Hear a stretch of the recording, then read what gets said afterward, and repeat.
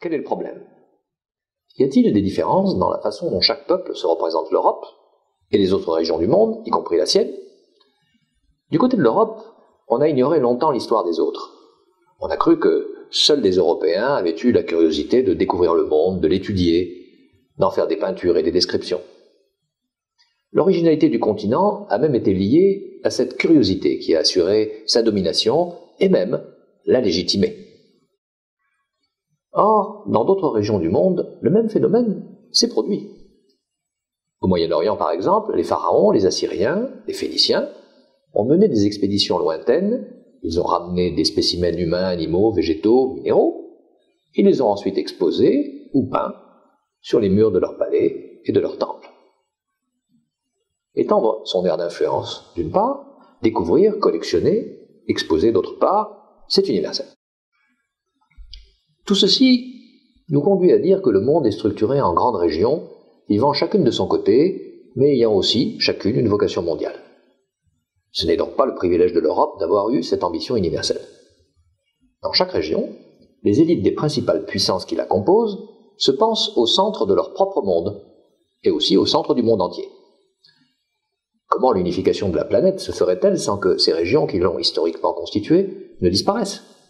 Et si elles disparaissaient, qu'est-ce qui mourrait avec elles? Commençons par nous demander, qu'est-ce que l'Europe?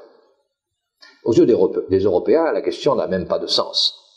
L'Europe, c'est l'humanisme, la liberté, la science, la technique, le progrès, les grandes découvertes.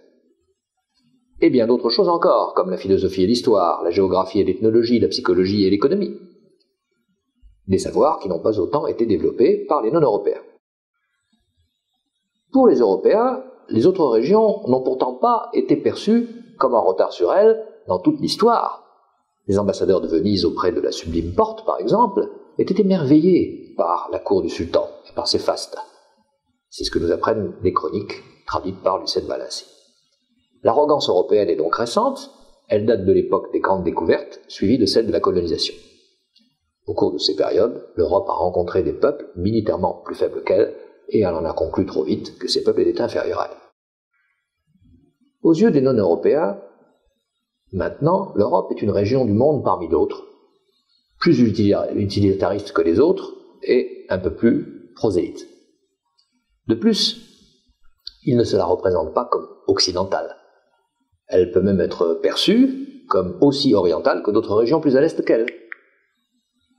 En effet, Europe, c'est le nom d'une princesse phénicienne enlevée par Zeus sur le rivage sud de la Méditerranée où elle se baignait. Le dieu a pris pour cette occasion la forme d'un taureau, symbole de fécondité et de puissance, comme on le voit sur cette toile du peintre russe Serov. Et il a nagé vers les rives nord de la Méditerranée. On doit donc se demander s'il n'y aurait pas d'autres Europes, à condition de les voir. La réponse est positive. Chaque région extra-européenne a en effet connu une ou plusieurs puissances capables de rayonner loin de leur base. Elles ont monté des expéditions et du commerce à longue distance. Elles ont envoyé des ambassades hors de leur sphère d'influence. Elles ont payé des tributs ou fait des cadeaux somptueux à leurs voisins. En voici un premier exemple, très connu, celui des Phéniciens justement. L'architecture et la taille de leurs navires leur permettaient de faire non seulement le tour de la Méditerranée, mais aussi celui de l'Afrique. Et on pense qu'ils ont fréquenté une partie des côtes de l'Atlantique. La Perse a également rayonné longtemps au centre de l'Asie. On le mesure au cadeau reçu par ce chat sur cette miniature du XVIIIe à l'occasion du Nouvel An iranien. Longtemps d'ailleurs, l'islam a rayonné davantage que l'Europe, comme on le voit sur ce tableau, représentant une ambassade vénitienne à Damas au temps des Mamelouks. En voici un autre exemple, celui du rayonnement japonais. On voit à gauche une mission coréenne au Japon à l'époque Joseon en 1392, l'une de ces nombreuses missions que les Coréens ont montées dans ce pays. Et l'on voit à droite une ambassade du Ryukyu, Okinawa, à Edo, devenu Tokyo. Le faste et la taille de ces délégations montrent à quel point ces échanges comptaient pour ces pays.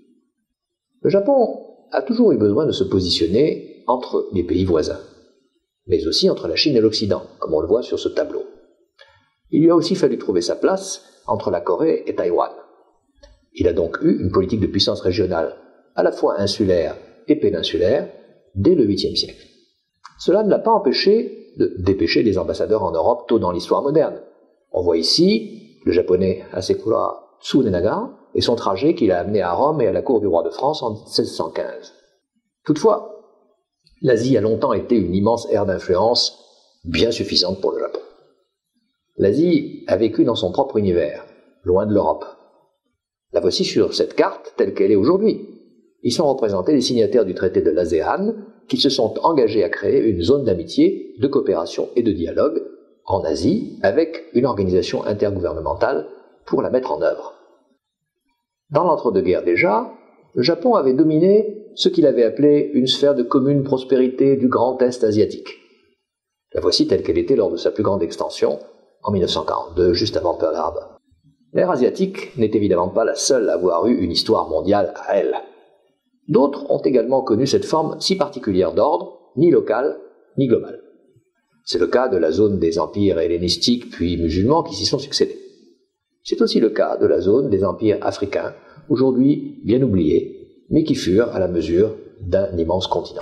Il y a ainsi eu plusieurs empires eurasiatiques successifs dans l'histoire.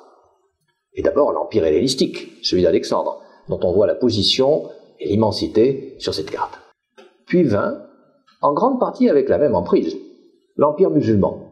Au Xe siècle, sa carte se superpose en effet à la précédente, moins Byzance, plus d'Afrique du Nord et l'Espagne. Enfin, les empires africains se sont développés entre le 8e et le 16e siècle. Ceux du Ghana et du Mali sont les plus connus, mais il y en a eu d'autres. Les théoriciens de l'English School en relations internationales expliquent ces formes de régionalisme à portée mondiale de la façon suivante. Selon Hedley Bull, leur inspirateur, le monde est fait de communautés vivant de façon indépendante les unes des autres. Cela ne les empêche pas d'appartenir à la même société internationale, c'est le nom qu'ils lui donnent. Mais elles n'en acceptent pas forcément toutes les règles, ni toutes les institutions. En effet, les seules règles communes nécessaires, à leurs yeux, sont des règles de coexistence limitées. Jusqu'en 1648, ces systèmes internationaux régionaux ou ces régionalismes à portée mondiale ont été interdépendants. Les contacts entre eux se faisaient à la marge, et le système mondial n'était donc pas intégré. Il n'existait que dans la mesure où les régions y avaient un intérêt commun. Mais, et surtout, il n'y avait pas d'institution mondiale commune. Depuis 1648, l'Europe a construit ses propres institutions diplomatiques. Puis, son expansion, économique, militaire, a donné à ces institutions une portée mondiale. Après la décolonisation, l'hétérogénéité de la société internationale s'est donc accrue. La force de la révolte contre la prétention de l'Occident à gouverner le monde semble proportionnelle à sa diversité culturelle. Ceci a été remarqué par Bull, mais aussi par ses disciples comme Alderson et Harrow. Selon Bull, la Chine, le Japon, le Siam et la Perse sont entrés dans le système mondial à l'occasion des conférences de La Haye de 1899 puis de 1907. Ils ont été suivis dans cette voie par l'Éthiopie après la Première Guerre mondiale. Tous ces systèmes jusque-là indépendants ont alors fusionné, comme en témoigne la Société des Nations.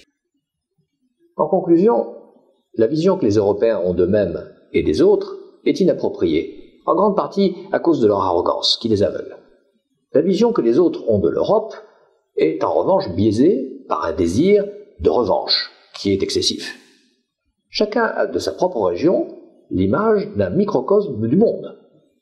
Mais le macrocosme lui-même est composé de toutes les régions historiques, en tout cas des plus grandes. Le système mondial qui se construit n'est donc pas le fruit de l'européanisation du monde, il résulte de l'intégration de toutes les régions qui l'ont précédé. Merci.